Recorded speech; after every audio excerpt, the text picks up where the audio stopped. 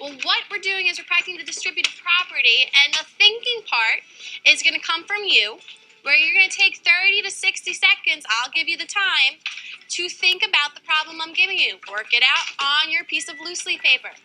Then, when I tell you, you'll have 1 to 2 minutes to talk about it in your group.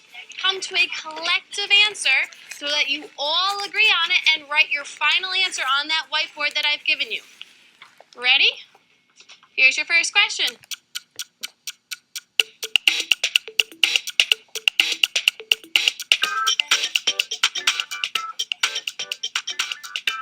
Thirty more seconds to work on this on your own.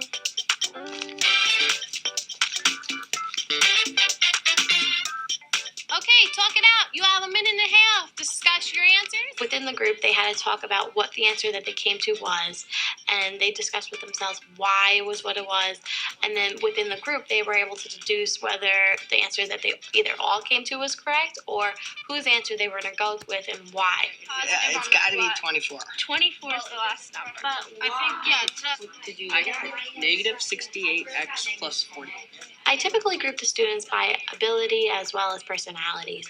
I like to have a higher learner with some of my lower learners. Some of my students are very helpful, and some of them like to keep to themselves. So I like to mix it up so that the weaker students have the ability to hear from a different perspective than mine of how students are arriving at their answers. But if you change it, you don't want minus and negative. That makes it plus a positive. No, because 7 is negative 2, so that's a positive.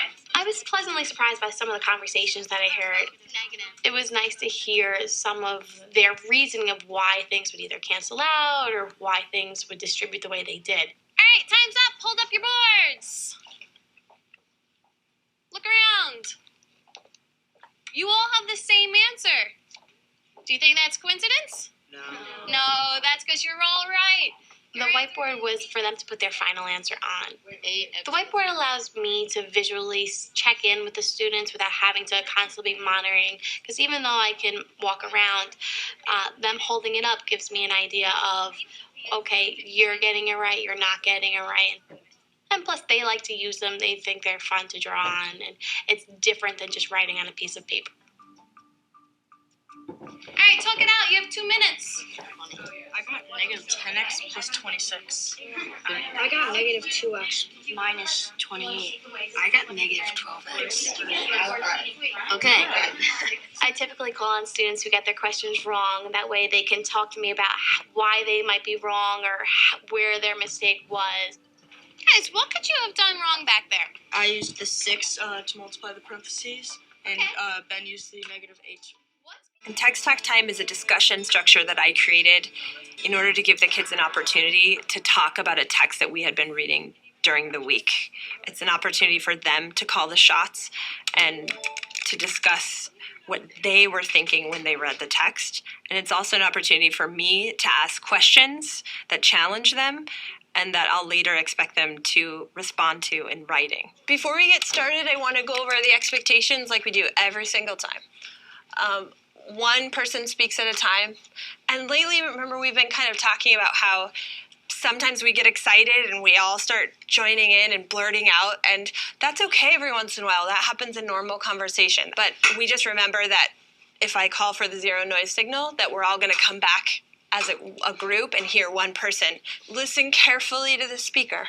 Right? You don't know if you're adding something if you're not listening to what someone else said, right? So you need to listen carefully. And use hand signals. So 2 fingers if you have something to add onto what somebody has already said, and thumbs up if you have something new to say. I use the strategy of hand signals in order to promote active listening. I also use hand signals to help me facilitate the conversation.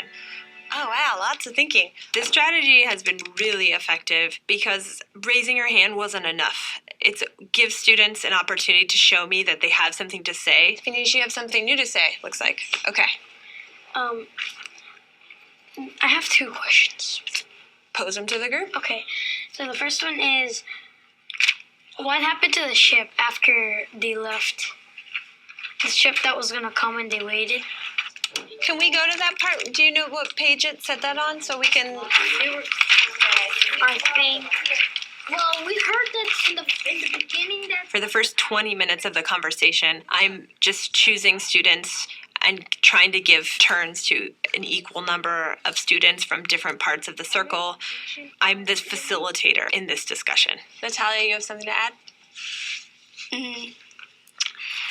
It's also on Sacagawea. It was hard probably for her because she had her baby with her. And to go around that river and stuff, like babies, like we were talking about in our group, babies need a lot of good care. And it would be hard to go through all that, especially with a baby. Do we have evidence that Sacagawea was with them when they crossed the falls? I know. Yes. I don't think she was with them the whole time. Devontae, do you see where there's evidence? In the picture, it shows Sacagawea. She's pointing at the falls, and Lewis and Clark and a slave, they're like, Sacagawea is like pointing that they might die in the falls, so they probably have to go around it. And since I know that this is a narrative nonfiction, and we've been learning about how in nonfiction the pictures and the captions, that gives us lots of information, we could probably be pretty sure that Sacagawea was with them and that this picture is placed here to give us that information. Next, I give them questions that I expect them to write about once we're done with text talk time. Let me pose these questions to you so we can get a little bit of talking about this before I send you out to write. I'm going to take us back to viewpoint. It's not why the author wrote, but how the author feels about something. How does the author feel about Lewis and Clark? So will you take a minute and turn and talk to the person sitting next to you about what you're thinking about this question? What do you think how do you think the author feels about Lewis and Clark? After I pose a question to the group, I give the students an opportunity to turn and talk as a way to give them a few minutes to talk and think about possible answers before they feel like they need to share that with the whole group. Who thinks they found some evidence to back up what they think about how the author feels about Lewis and Clark? Let's go to Alyssa. It says on page 644, from St. Louis, Lewis and Clark traveled to Washington, D.C., and almost every town they passed through, they brought bands to welcome them as heroes, which meant that, like, whenever they came in, everyone's, like, cheering and, like, congratulate them. And so the next question was, what is the author's viewpoint about exploring? And I provided them with the sentence frame to start their answer. The author thinks exploring is... If you were going to fill in this sentence, how would you fill it in? The author thinks exploring is... I think it's exciting because you could find out new stuff about different things you never knew about. Okay. Like here on 644, I noticed connecting with what you were saying, that it's exciting because you found things I'd never found before. Like on page 644, it says, the expedition returned with numerous samples of plant and animal life that had never been seen by American scientists. Especially in those times, North America wasn't North America yet. It was called the New World. Yeah, so it was pretty interesting to them because they found new plants, new animals, new stuff they could use. And on 641, I noticed that he said, I found a descriptor word, they emerged from the Rocky Mountains into the lovely valley of Clearwater River. If an author's using an opinion word like lovely, that's sort of showing how they feel about something. I can ask and answer questions to understand. Okay, so I always begin by framing the lesson. What is the expectation? What is it that we're going to learn? Today we're going to be looking at soil, and we're going to be looking at two types of informational pieces to help. In this lesson, we really go through the different modalities. What is soil? They're talking about soil, they're listening, what they have learned about soil, they're reading about soil, and they're writing about soil, so they're integrating the four modalities of learning. First, to get us started about what soil is, I always want to know what you guys already know. So I'm going to ask you to please turn to your partner.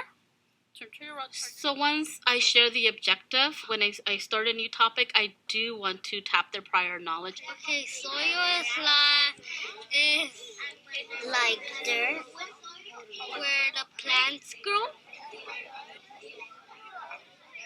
I heard some really good things that you guys already know about soil, so I'm looking forward to putting it up here on our circle map. This is second grade. These are English language learners.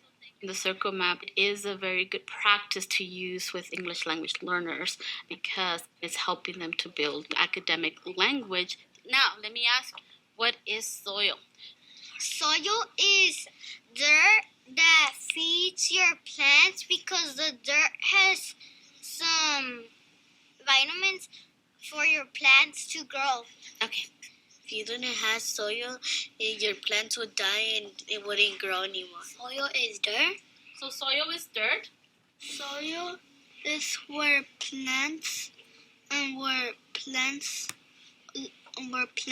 are, and they are under the plants. Soil is under the plants. Now that we've shared some of the things that we know about soil, what I want you to do again is turn to your partner and you're going to ask your partner, well, what questions do you have about soil? The reason that I asked them to do that is because our objective is to ask and answer questions about soil. But what can be challenging about the Common Core is we have this pathway, we have the standards, but we don't have the how, and the how is really up to the teacher. The kids need to be practicing independently. And how does that look? How does soil help plants? Where does soil come from? What is soil made of? What is soil? We're going to take a few moments. We're going to take 10 minutes, and we're going to write today what you learned about soil. So what did you... In the end, I asked the kids to take out their journals and to spend some time writing about what they learned about soil. So here we are now. They're writing about what they learned, so they get an opportunity to synthesize. I learned Some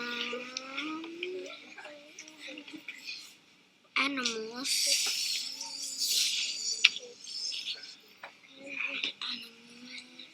Oh, here they are.